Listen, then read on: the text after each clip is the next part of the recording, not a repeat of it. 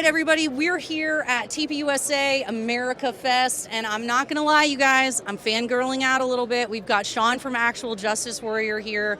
I have really appreciated the work that you're doing on it's called the Justice Project, right? Oh, the Innocence Project. The Innocence Project, that's what it's called. Your videos on the Innocence Project have been incredibly impactful. What is it like for you when you're recording these videos and you're doing the research? I would just pull my hair all the way out. So how do you find the subjects to cover?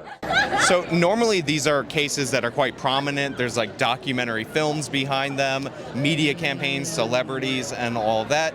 And usually I go into these cases thinking, well, they're going to be close, right? Like there wouldn't be all this attention if the case was just, a slam dunk. Right. It's got to be like one piece of evidence, or maybe it's all hearsay or something like that. Or maybe there is something wrong with a witness or whatever. But what I end up finding out time and time again, and this is something that a friend of mine, Devin Tracy, is always saying, and I really take to heart, is that these cases are all litigated in the court of public opinion. And the problem with the court of public opinion is that it's not a courtroom. There's no evidence review or anything like that. It's just whatever goes, whenever goes, and you can present as little or as much as you want about these cases. Well, and it's almost like the only thing that matters is the celebrity. So because Kim Kardashian or somebody else says that they care about it, that we're all supposed to set aside what is very clear and obvious in front of us. So what is that? Like, why do you think people fall for stuff like that? I know I'm asking you to psychoanalyze human beings, and that's kind of challenging. Well, I think there's a lot of love and time spent in this country on true crime. So people have a hankering for mystery, for stories. Like they want a good tale. And the thing is like this guy was arrested in 1999. The case was a slam dunk. He's guilty. He was convicted. Game over. That's not a good story. Right. But if you introduce a little intrigue into it, a little bit of ambiguity, hey, maybe it plays into a long history of systemic racism.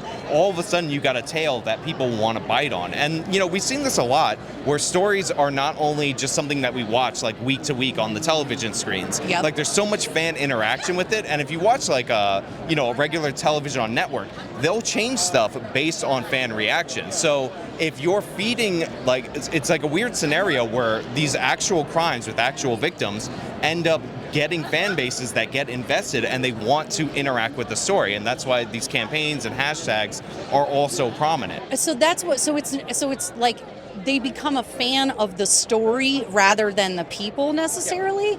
Isn't that interesting?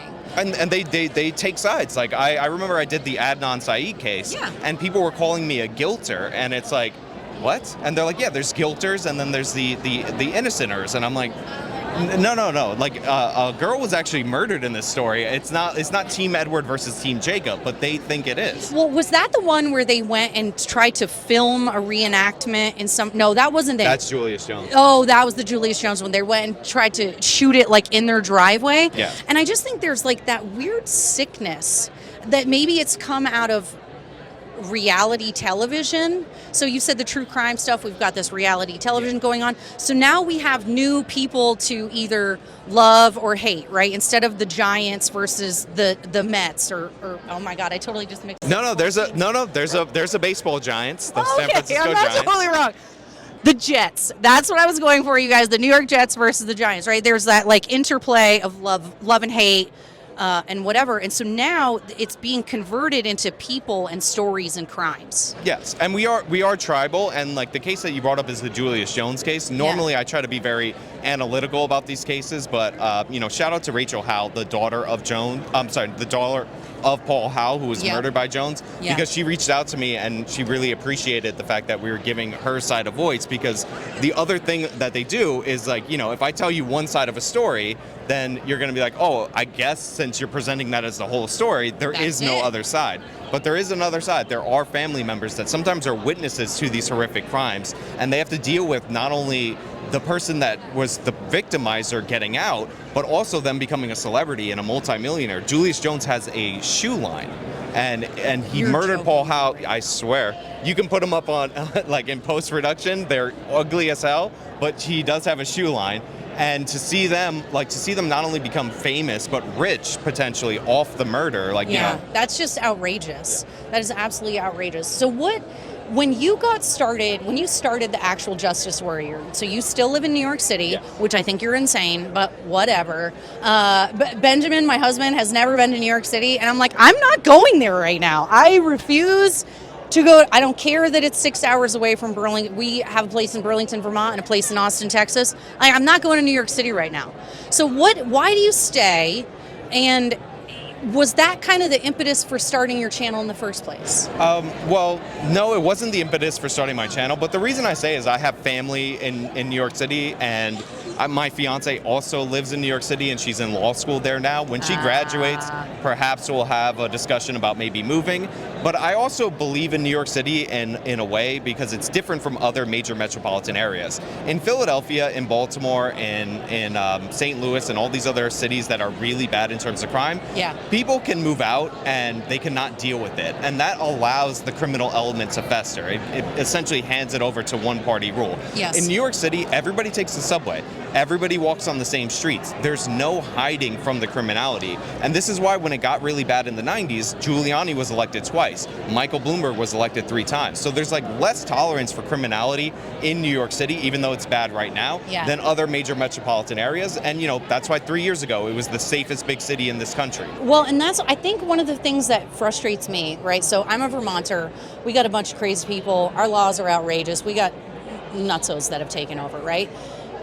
And people are like, why don't you just leave? Why don't you just give up? Why don't you leave? And I'm like, because it's my home and I love it. And you're asking me to give up on the vulnerable people who can't leave, who can't stick up for themselves, who don't have a voice. And so, if everybody with any sense leaves, then the vulnerable people are left without a voice. Vermont's a weird place, though. It's total other category. I went up there to Stowe, actually. Yeah, I heard that one a lot. And what I found is I'm in a town nearby that has 500 people, and Vermont somehow has found a way to have rural progressives. Because as I'm there, there's an anarchist coffee shop and and all this stuff, and the names of everything is all progressive names, and I'm like, how? I was always told, city liberal, rural conservative, but it was not the case. It's you know what? It's because all your friends from New York City moved up to New York and messed it up. It really is. Vermont got voted #1 place to raise a family, kids. University of Vermont got rated best party school, all this stuff. And then all these people from New York, Connecticut, New Jersey bought second homes up there. And then the pandemic happened and they officially moved there. So now we're 100% off the rails. Yes, it used to be people would move out of blue cities because they wanted to escape blue politics, but now all these people can work remote, so they're ruining everywhere. Exactly. Even Mexico City has had enough of the progressives because a bunch of Californians moved over there, and they're writing articles about how they're destroying the cultural heritage of the city. Are you for real? Yeah, LA Times actually put out an article about that. Oh my God, that is amazing.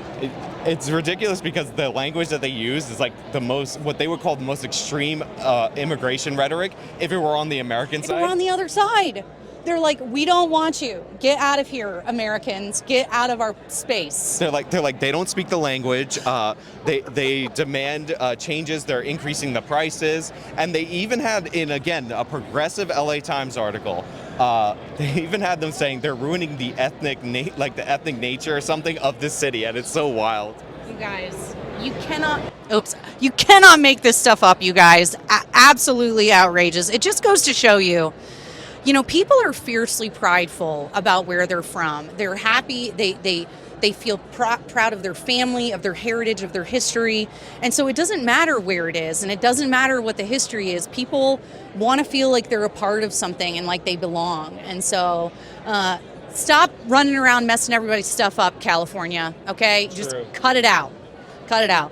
Well, Sean, thank you so much for being with us today. Share with the audience the best place to reach you on all the socials, where they can find you. So you can find me on YouTube at Actual Justice Warrior. That's the primary. On Twitter, I'm at I am Sean 90. That's IAMSEAN 90. And on Instagram, I'm at Actual Justice. Okay, so wait, one last question. Where were you on January 6th? I was in a car dealership. I was looking at a new car or a used car actually, and the guy at the car dealership, one of these shady places in New York City, was trying to convince me that frame damage was not serious damage. Serious. And then as I'm there, no phone for hours, I look up and I see on the screen, our republic is getting frame damage. Where Democracy were you fell. January 6th? I love it. I had to do it. I love that joke on your show. You guys, that's an inside joke on his channel. You got to go watch Actual Justice Warrior on YouTube. Bye, guys. Bye.